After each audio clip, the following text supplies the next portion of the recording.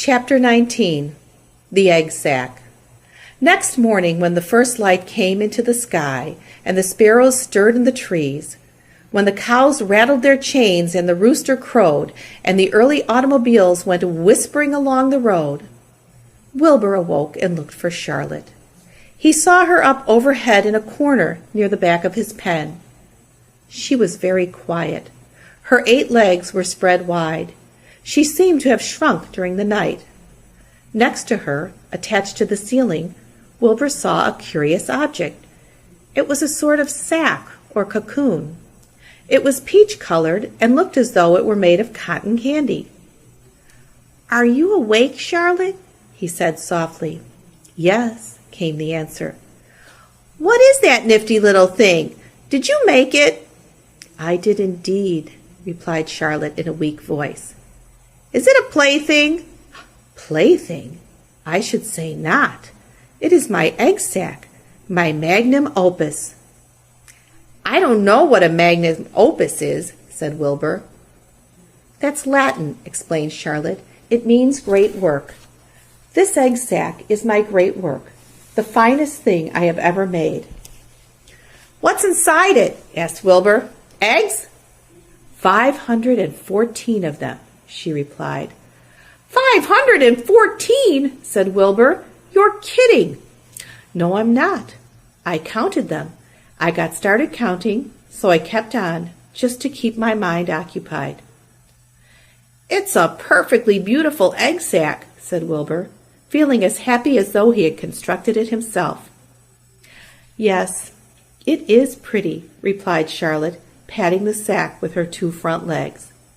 "Anyway, I can guarantee that it is strong. It's made out of the toughest material I have. It is also waterproof. The eggs are inside and will be warm and dry."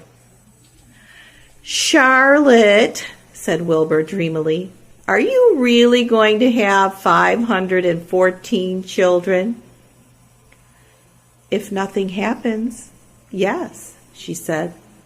"Of course, they won't show up till next spring." Wilbur noticed that Charlotte's voice sounded sad.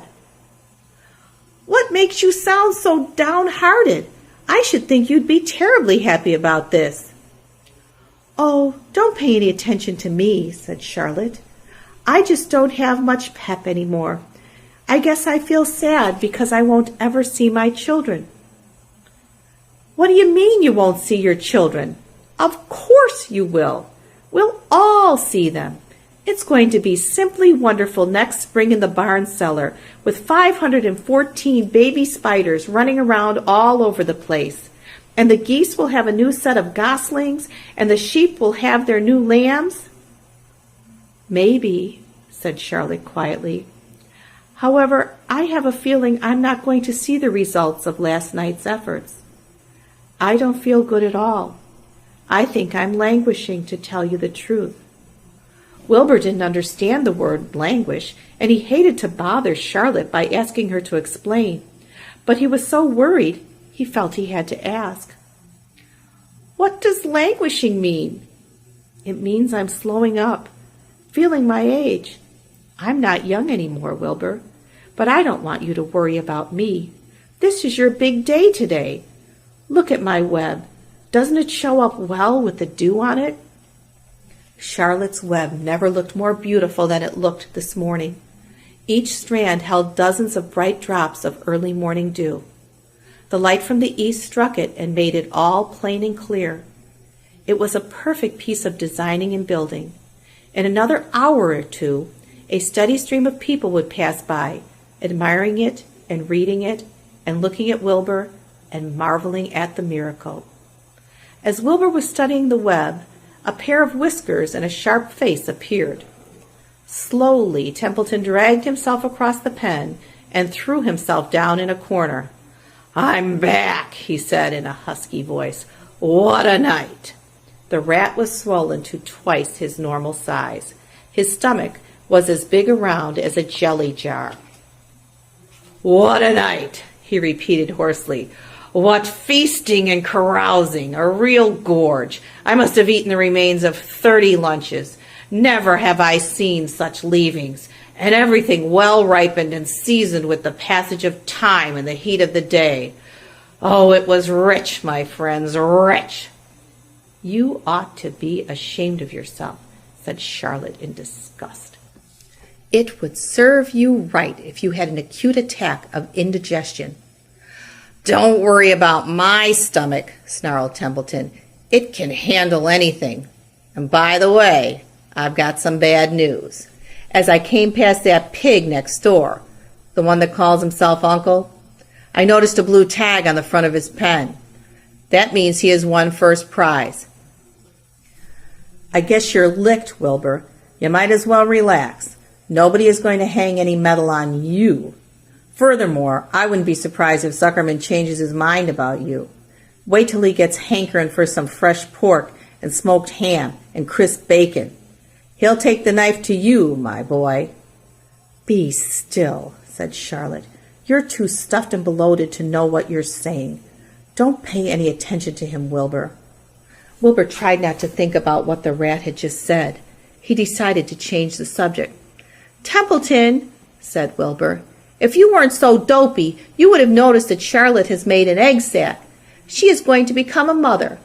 For your information, there are 514 eggs in that peachy little sack.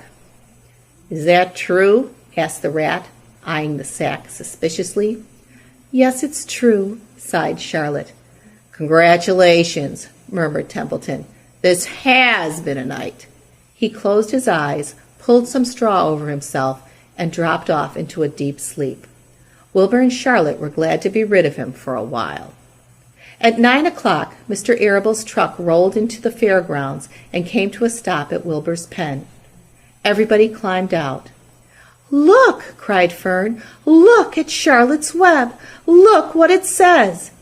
The grown-ups and the children joined hands and stood there, studying the new sign. Humble, said Mr. Zuckerman. Now isn't that just the word for Wilbur? Everyone rejoiced to find that the miracle of the web had been repeated. Wilbur gazed up lovingly into their faces. He looked very humble and very grateful. Fern winked at Charlotte. Lurvy soon got busy. He poured a bucket of warm slops into the trough, and while Wilbur ate his breakfast, Lurvy scratched him gently with a smooth stick. Wait a minute, cried Avery. Look at this. He pointed to the blue tag on Uncle's pen. This pig has won first prize already. The Zuckermans and the Arabills stared at the tag. Mrs. Zuckerman began to cry. Nobody said a word. They just stared at the tag. Then they stared at Uncle. Then they stared at the tag again. Lurvy took out an enormous handkerchief and blew his nose very loud. So loud, in fact, that the noise was heard by stable boys over at the horse barn. Can I have some money? Asked Fern. I want to go out on the midway. You stay right where you are, said her mother. Tears came to Fern's eyes. What's everybody crying about? Asked Mr. Zuckerman. Let's get busy. Edith, bring the buttermilk. Mrs. Zuckerman wiped her eyes with her handkerchief. She went to the truck and came back with a gallon jar of buttermilk. Bath time, said Zuckerman cheerfully. He and Mrs. Zuckerman and Avery climbed into Wilbur's pen. Avery slowly poured buttermilk on Wilbur's head and back, and as it trickled down his sides and cheeks, Mr. and Mrs. Zuckerman rubbed it into his hair and skin. Passer-by stopped to watch. Pretty soon quite a crowd had gathered. Wilbur grew beautifully white and smooth. The morning sun shone through his pink ears. He isn't as big as that pig next door, remarked one bystander, but he's cleaner. That's what I like. So do I, said another man. He's humble, too, said a woman, reading the sign on the web. Everybody who visited the pig pen had a good word to say about Wilbur. Everyone admired the web, and of course, nobody noticed Charlotte. Suddenly a voice was heard on the loudspeaker. Attention, please, it said. Will Mr. Homer Zuckerman bring his famous pig to the judge's booth in front of the grandstand? A special award will be made there in 20 minutes. Everyone is invited to attend. Crate your pig, please, Mr. Zuckerman, and report to the judge's booth promptly. For a moment after this announcement, the Arables and the Zuckermans were unable to speak or move. Then Avery picked up a handful of straw and threw it high in the air and gave a loud yell. The straw fluttered down like confetti into Fern's hair. Mr. Zuckerman hugged Mrs. Zuckerman. Mr. Arable kissed Mrs. Arable. Avery kissed Wilbur. Lurvy shook hands with everybody. Fern hugged her mother. Avery hugged Fern. Mrs. Arable hugged Mrs. Zuckerman. Up overhead, in the shadows of the ceiling, Charlotte crouched unseen, her front legs encircling her egg sac. Her heart was not beating as strongly as usual, and she felt weary and old, but she was sure at last that she had saved Wilbur's life, and she felt peaceful and contented. "We have no time to lose," shouted Mr. Zuckerman. "Lurvy, help with the crate." "Can I have some money?" asked Fern. "You wait," said Mrs. Arable. "Can't you see everybody is busy?" "Put that empty buttermilk jar into the truck," commanded Mr. Arable. Avery grabbed the jar and rushed to the truck. "Does my hair look all right?" asked Mrs. Zuckerman. "Looks fine," snapped Mr. Zuckerman, as he and Lurvy set the crate down in front of Wilbur. "You didn't even look at my hair," said Mrs. Zuckerman. "You're all right, Edith," said Mrs. Arable. "Just keep calm." Templeton, asleep in the straw, heard the commotion and awoke. He didn't know exactly what was going on, but when he saw the men shoving Wilbur into the crate, he made up his mind to go along. He watched his chance, and when no one was looking, he crept into the crate and buried himself in the straw at the bottom. "All ready, boys!" cried Mr. Zuckerman. "Let's go!" He and Mr. Arable and Lurvy and Avery grabbed the crate and boosted it over the side of the pen and up into the truck. Fern jumped aboard and sat on top of the crate. She still had straw in her hair and looked very pretty and excited. Mr. Arable started the motor. Everyone climbed in, and off they drove to the judge's booth in front of the grandstand. As they passed the Ferris wheel, Fern gazed up at it and wished she were in the topmost car with Henry Fussy at her side.